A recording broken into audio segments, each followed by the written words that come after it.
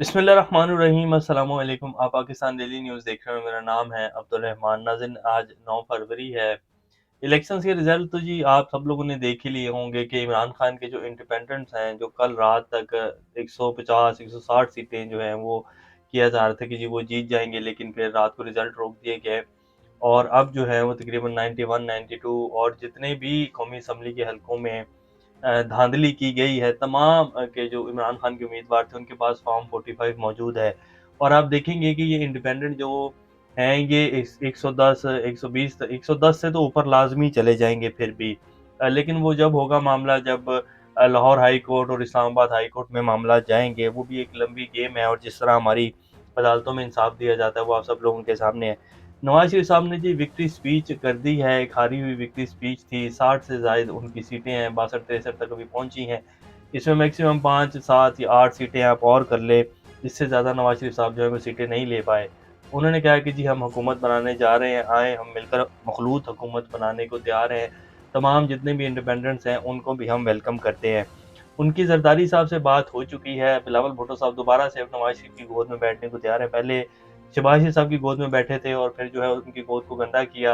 जब election campaign start की और कहा कि नून लीग ने ये कर दिया है, ये वोट को इज़्ज़त दो, ये जमात है, ये वो जमात है। अब सब लोगों ने बिलावल भुट्टो साहब की इलेक्शन कैंपेन सुनी है।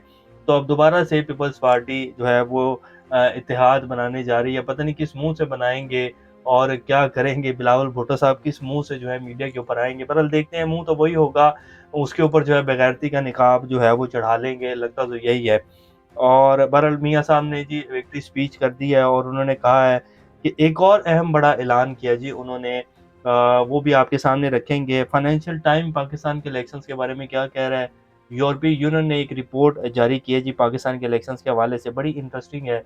वो भी आपके सामने रखेंगे। इससे पहले अगर आप लोगों ने चैनल को सब्सक्राइब नहीं किया तो रेड बटन को प्रेस कर लें और बेल आइकॉन को भी प्रेस कर लें ताकि लेटेस्ट अपडेट्स आप लोगों को मिलती रहें और ये जो हमारा ताल्लुक है ऐसे ही जुड़ा रहे। सबसे पहले आ जाते हैं कि जी फाइनेंशियल टाइम जो है वो पाकिस्तान के इलेक्शंस के बारे में क्या कह रहा है। आप सब लोगों के सामने है कि पाकिस्तान में जो इलेक्शंस हुए हैं वो किन बुनियादों के ऊपर जो है करवाए गए हैं, किस तरह उनके रिजल्ट आए हैं।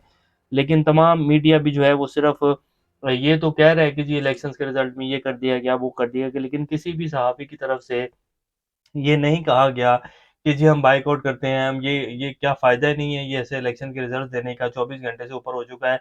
अभी भी तमाम जो कौमी असम्बली की सीटें हैं, उनके ऊपर रिज़ल्ट्स नहीं आ सके। तो किसी ने कोई सफ़ेद कलर की या स्याह कलर की पट्टी नहीं बाँधी, सब बैठे हुए हैं, खुशगपियाँ लगा रहे हैं और साथ-साथ जो है कंडेम भी किए जा रहे हैं। तो इस तरह तो पाकिस्तान में आम आवाम के जो हकूक़ हैं, वो उनको पूरे ही मिल जाएँगे। लेकिन मिलेंगे, ज़रूर मिलेंगे। अब फाइनेंशियल टाइम जो कह रहा है जी पाकिस्तान में इलेक्शंस के हवाले से बड़ी अहम खबर है, पूरी दुनिया में पाकिस्तान को ज़लील और रुस्वा कर दिया गया है जी पिछले 24 घंटों में जिस तरह के इलेक्शन रिजल्ट्स दिए गए हैं। Pakistan Tehreek-e-Insaf, the party of imprisoned from prime minister Imran Khan is on track for a strong showing in early results. कि पाकिस्तान तहरीक-ए-इंसाफ जिनका जो वो है इमरान खान साहब जो हैं वो जेल में हैं, लेकिन उनकी पार्टी जैसे ही इलेक्शंस के रिजल्ट आने शुरू हुए तो बड़ी ज़बरदस्त लीड में थी।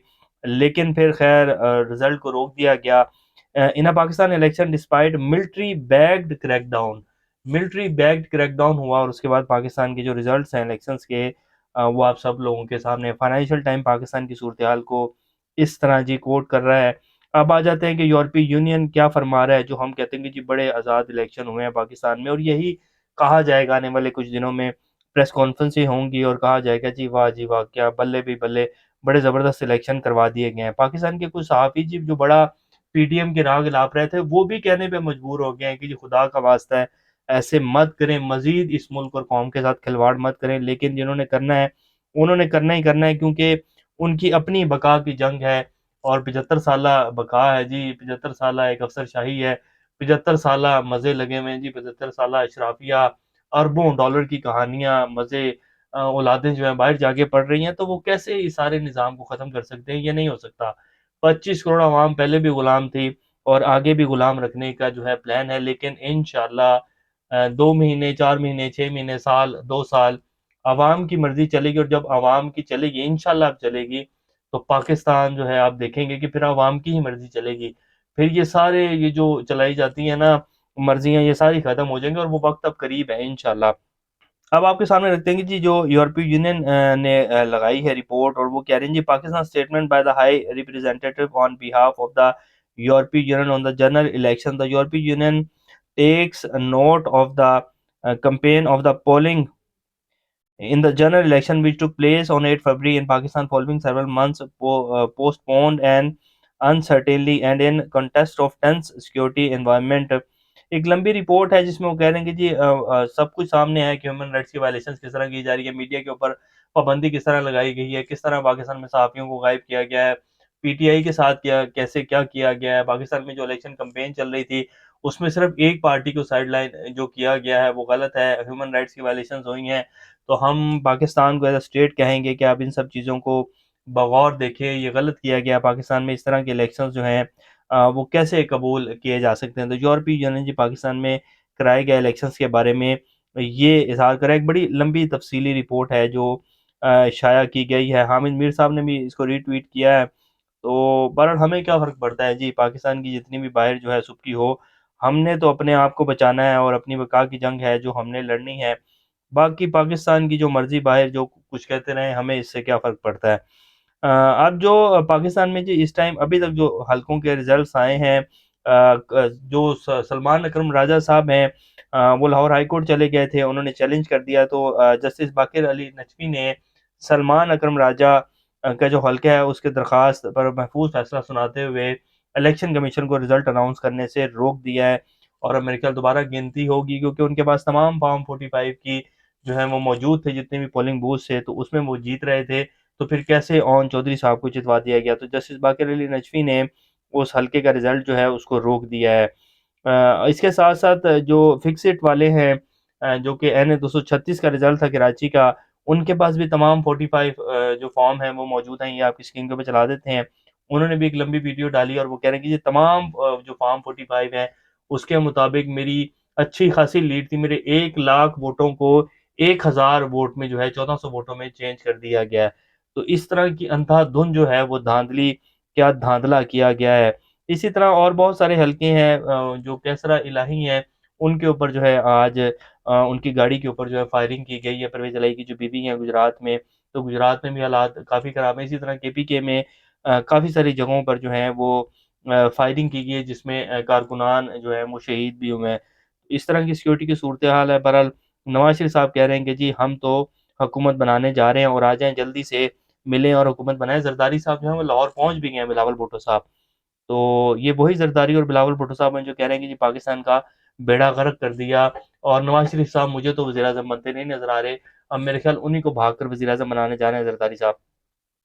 कामरान खान साहब कहते हैं रियासत पाकिस्तान से हाथ जोड़कर दिल की गहराइयों से गुजारिश है कि इस सियासी कुव्वत के लिए जो रियासती कुव्वत से रेजा रेजा पीटीआई को इसका नाम निशान हत्ता के इंतखाबी निशान बल्ला पाकिस्तान की तारीख के अदालती रिकॉर्ड गोया इमरान खान को 5 दिन में 3 सजाएं जिसमें इद्दत में निकाल काबिल यकीन रिकॉर्ड सजा भी शामिल हो, हर किस्म की इंतखाबी मुहिम से महरूम पीटीआई के गैर मारूफ आज़ाद उम्मीदवारों को अपनी अरबों रुपए की टीवी अखबारात हत्ता के इलेक्शन के रात तक शहबाज शरीफ को तमाम ज़ाब्तों से बालातर नाकाबिल यकीन टीवी इंटरव्यू की सहूलत के बावजूद फिर भी ना हरा सके तो खुदा के लिए ना हरा सके तो खुदा के किए और इनके सर पर हाथ उठा लीजिए। अगर हम जमहूरियत है तो अवाम जाने, नवाज शरीफ जाने, शहबाज शरीफ जाने, रियासत की साख अब मुस्तरद सियासी कुव्वतों का बोझ उठाने के मुतहम्मिल नहीं हो सकती।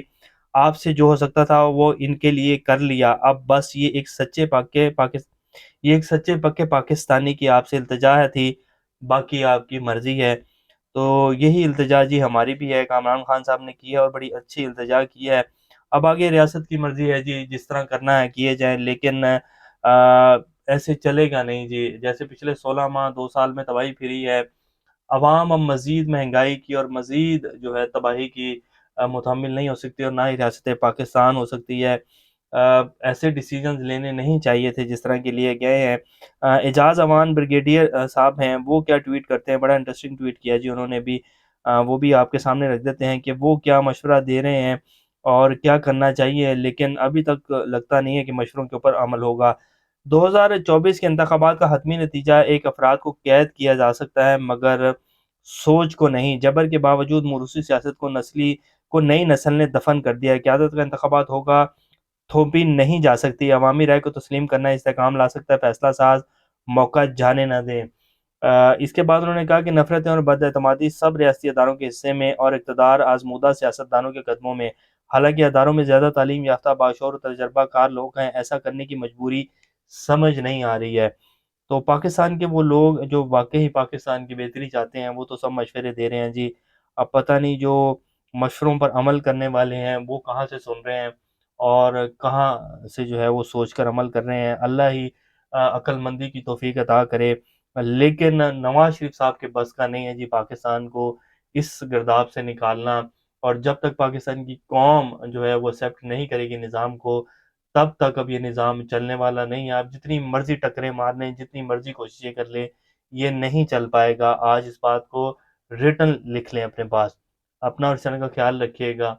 अल्लाह हाफ़िज़।